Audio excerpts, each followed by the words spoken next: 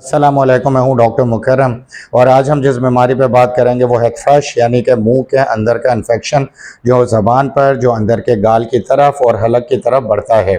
मेरी वीडियोस के अंदर आप देख रहे होंगे, क्योंकि मैं मॉर्निंग में लेक्चरर हूं और ये मैं ऑनलाइन प्रैक्टिस करता हूं और इसलिए मैं वीडियोस बनाता हूं और उन बीमारियों की होम्योपैथिक मेडिसिन भी बताता हूं, ताकि बहुत सारे पेशेंट जो हैं वो अपना इलाज खुद करके अल्हम्दुलिल्लाह उन बीमारियों से निकलते हैं। आज की बीमारी की तरफ आते हैं, वो है थ्रश, यानी कि मुंह के अंदर का इन्फेक्शन, जैसे हम फंगल इन्फेक्शन भी कहते हैं या यीस्ट इन्फेक्शन के नाम से भी जानते हैं, या आप इसको फंगस इन्फेक्शन कह सकते हैं या यीस्ट कह सकते हैं। बुनियादी अलामत इसकी है कि आपके मुंह के अंदर को वाइट कोडिंग हो जाती है और ख़ास तौर पर आपकी ज़बान पे एक सफ़ेद रंग की लेयर आती है, या फिर छोटे छोटे टुकड़ों में यानी पैचेस के अंदर वो लेयर आपको दिखती है। और जब ये फंगस ज़्यादा पुराना होता है तो इसके साथ ब्लैक स्पॉट यानी काले धब्बे और काली लकीरें आपको अपनी ज़बान पर, आपको अंदर के गाल की तरफ और मसूड़ों में दिखाई देती हैं। तो इसका मतलब ये होता है कि ये फंगस अब हो चुका है और इसके अंदर वाइट क्रीमी कलर की लेयर बन जाती है पूरे मुंह के अंदर। और जब बाज़ लोगों में ज़्यादा मुंह सफ़ेद होता है और बाज़ में कम होता है और काले धब्बे और स्पॉट्स होते हैं, इसको मैंने आपका फंगल इन्फेक्शन कहता है। ये मुंह में तो अमूमन होता है, लेकिन अगर ये बढ़ जाए तो हलक तक चला जाता है। जैसे आम लफ्ज़ों में आपने घरों में बोलते सुना होगा, हलक के छाले, यानी हलक में छाले हो गए, निकलना मुश्किल हो गया है, खाना खाना मुश्किल हो गया है, इवन कि अपना सलाइवा थूक जो है उसको भी अंदर करना मुश्किल हो जाता है। तो ये इस तरह की बीमारी पैदा करता है। इसकी कुछ अलामत यानी कि मुंह में जलन होने लग जाती है, जिसे हम मेडिकल तौर पे बर्निंग पेन कहते हैं, यानी कि मुंह का जलना, खाना खाने के काफ़ी देर तक मुंह जलता रहता है, गालों में जलन रहती है, तकलीफ होती है, दर्द होता है, तो मेडिकल टर्म में ये पेन बर्निंग कहलाता है। रेडनेस आ जाती है मुंह के अंदर, पूरा मुंह लाल होना होता है, सुर्ख हो रहा होता है और आपका जो सलाइवा है वो तक आपको तकलीफ दे रहा होता है। तो इनकी कुछ अलामत हैं। मज़ीद अलामत में मुंह से बदबू आना शुरू हो जाती है, टेस्ट मुकम्मल तौर पर ख़त्म हो जाता है। उसकी वजह यह है कि आपकी ज़बान के ऊपर पैचेस बन चुके हैं, ब्लैक स्पॉट बन चुके हैं, तो जो उनके सेंसर्स हैं जो टेस्ट को डेवलप करते हैं वो वीक हो जाते हैं, जिसकी वजह से आपको ये प्रॉब्लम फेस करना पड़ता है और आपको टेस्ट नहीं आ रहा होता, यानी कि नमक का, चीनी का, खटास का और मिठास का, ये सारे टेस्ट आपके जो है ख़त्म हो जाते हैं। और आखिर में पेनफुल बर्निंग, जैसे कि मैंने कहा, ये जलनदार दर्द, अमूमन आप मीठा भी खाएं, फ्रूट्स भी खाएं तो भी होना शुरू हो जाता है। ये इन्फेक्शन आपकी ज़बान पर ख़ास तौर पे होगा, अंदर गाल की तरफ होता है, दोनों तरफ हो सकता है, दोनों में से एक तरफ हो सकता है, ऊपर तालू की तरफ हो सकता है, नीचे मसूड़ों में हो सकता है। तो ये इन्फेक्शन आपके पूरे मुंह को जो है मुतासर करता है। फिर ये हलक की तरफ नीचे जाता है तो आपके हलक के पिछले हिस्से में ये आपको मुतासर करता है। जो टॉन्सिल्स होते हैं, जिस जगह अगर आप मुंह ज़्यादा खोल के टॉर्च लगा के देखें, जो हमारी बॉर्डर लाइन है एसोफेगस की, तो वहाँ पर भी, जहाँ पे खुराक की नाली है, और वहाँ पर भी आपको ये इन्फेक्शन या फंगस होता हुआ दिखाई देता है।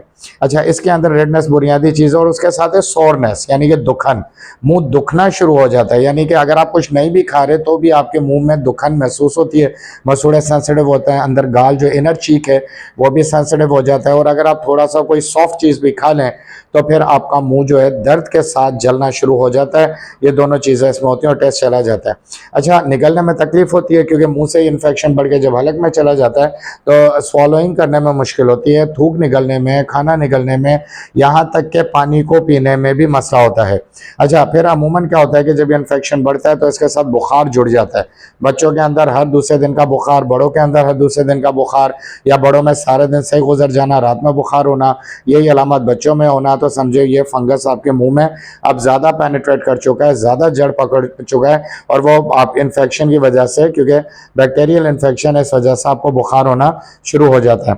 अब सिर्फ और सिर्फ होम्योपैथिक मेडिसिन है जो इनका इलाज है, क्योंकि होम्योपैथिक मेडिसिन आपके रूट्स में जाके, आपकी बॉडी में जाके, जहाँ से इन्फेक्शन पैदा होता है उसको ख़त्म करती हैं और फिर हमेशा के लिए करती हैं, और आपकी बॉडी की जो इम्बैलेंस केमिकल्स हैं जिनकी वजह से इन्फेक्शन जनरेट हुआ है उनको बैलेंस करके ये सही तौर पे सही करती हैं। बाज़ दफ़ा जब इन्फेक्शन बढ़ जाता है तो जो अंदर गाल है उसकी दीवारें बिल्कुल रफ हो जाती हैं और कोई भी चीज़ खाने से वहाँ से ब्लीडिंग होना शुरू हो जाती है, यानी कि खून आना शुरू हो जाता है और जलन और दुखन, तो ये मैंने वैसे भी आपसे कहा। अच्छा, अगर इसको होम्योपैथिक मेडिसिन से मुकम्मल तौर पर ट्रीट ना किया जाए तो फिर ये इन्फेक्शन आगे बढ़ के आपकी ब्लड स्ट्रीम में चला जाता है, यानी कि खून की नालियों में ये शामिल हो जाता है। फिर खून की नालियों से ये आपके जिस्म के बाकी ऑर्गन्स को मुतासर करता है, जिसमें लंग्स, फेफड़े हैं, लिवर है और फिर आपकी स्किन है। यानी कि अगर आपके स्किन पे भी प्रॉब्लम हो रही है, इन्फेक्शन होता है, उसके ऊपर रैशेज आते हैं, पैचेस आते हैं, इचिंग हो रही है, ये सारी अलामत अगर हो रही हैं तो डेफिनेटली आप समझें और आपके मुंह की खराबी मौजूद है तो आप समझ जाएं कि ये वो इन्फेक्शन है जो मुंह से शुरू है, हलक में गया है, खून में गया है और फिर वो बॉडी के बाकी ऑर्गन्स को भी मुतासर कर रहा है। इनका इम्यून सिस्टम वीक होता है, उनको ज़्यादा मुतासर करता है और इसकी फिर मेजर कॉम्प्लिकेशंस बनती हैं। अगर यानी स्किन के बाद, लिवर के बाद और लंग्स के बाद ये मज़ीद आगे बढ़ता है तो फिर आपकी आंखों को इम्पैक्ट करता है, आपके ब्रेन को मुतासर करता है और अल्टीमेटली आपके हार्ट को मुतासर करता है, क्योंकि ये खून में घूम रहा है वायरस, तो फिर उसके बाद ये मज़ीद नुकसान देता है।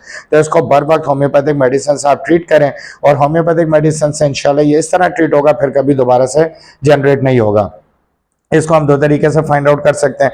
जब ये ज़्यादा क्रॉनिक होता है, एक तो हम इसकी एंजियोस्कोपी कराते हैं, दूसरा एक्सरेज के ज़रिए भी हमें ये पता चल जाता है कि ये कितना पुराना हो चुका है। कुछ एहतियातें बता रहा हूँ कि जो आपने करनी है, मेडिसिन में वीडियो के आखिर में बताऊँगा, जो इस्तेमाल करेंगे तो ये मसला आपको अगर बड़ों को है, छोटों को है, बच्चों को है तो इंशाल्लाह उससे सही हो जाएगा। एहतियात में सबसे पहले कि अपने मुँह को ज़्यादा से ज़्यादा साफ़ रखें सादे पानी के साथ। दोबारा कह देता हूं कि मुंह को साफ रखना है। आपने टैप वाटर, नलके के पानी के साथ या प्लेन वाटर जिसे हम कहते हैं, उसके साथ आपने अपने मुंह को जो है वो साफ रखना है। मुंह के अंदर सोने से पहले अमूमन लोगों की आदत होती है कि मतलब समझ कि लिक्विड इस्तेमाल किया जाता है जिसमें डिफरेंट केमिकल्स होते हैं। मैं यहाँ पे प्रॉपर तरीके से तो नाम नहीं लूँगा, लेकिन आप समझ जाएंगे कि अगर आपको इन्फेक्शन हो गया तो फिर उसको अवॉइड करें और रात को सोने पहले इस तरह के किसी भी केमिकल से, अपने लिक्विड वाले केमिकल से अपने मुंह को वॉश ना करें।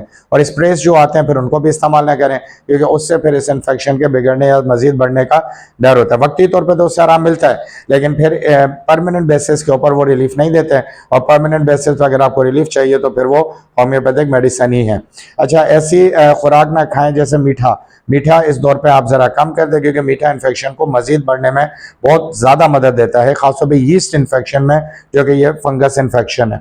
मजीद ये है कि आपने स्मोकिंग छोड़ देनी है, टबैकम का इस्तेमाल छोड़ देना अगर आप कर रहे हैं तो इन चीज़ों से अवॉइड करना है। अब मैं आपको 3 बेस्ट होम्योपैथिक मेडिसिन बता रहा हूँ, उनकी कुछ अलामात बता रहा हूँ, फिर आखिर में ये तीनों मेडिसिन एक साथ बताऊंगा कि ये किस तरीके से आपके इस मर्ज को ख़त्म करेंगे, जो अब तक तफसील से बयान कर रहा था।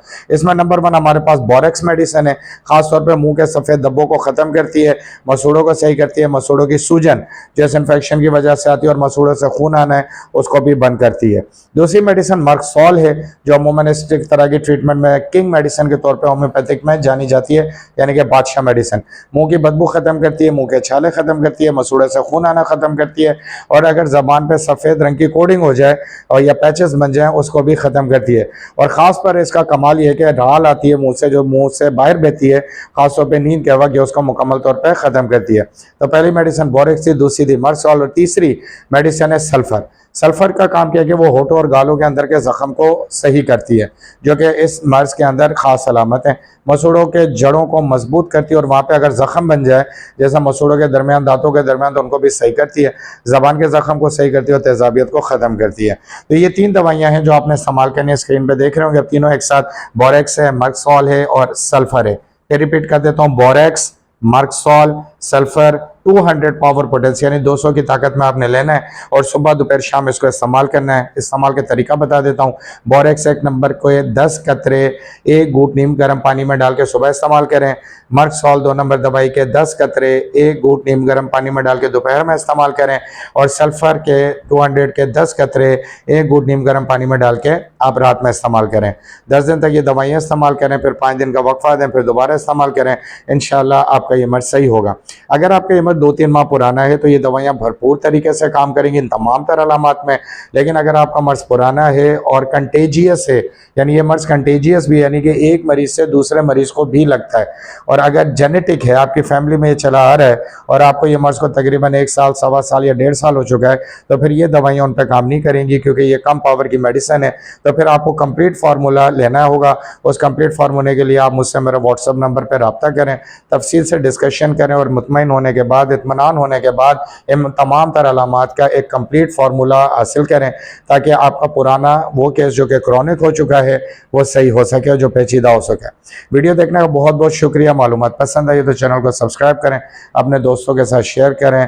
अल्लाह हाफ़िज़।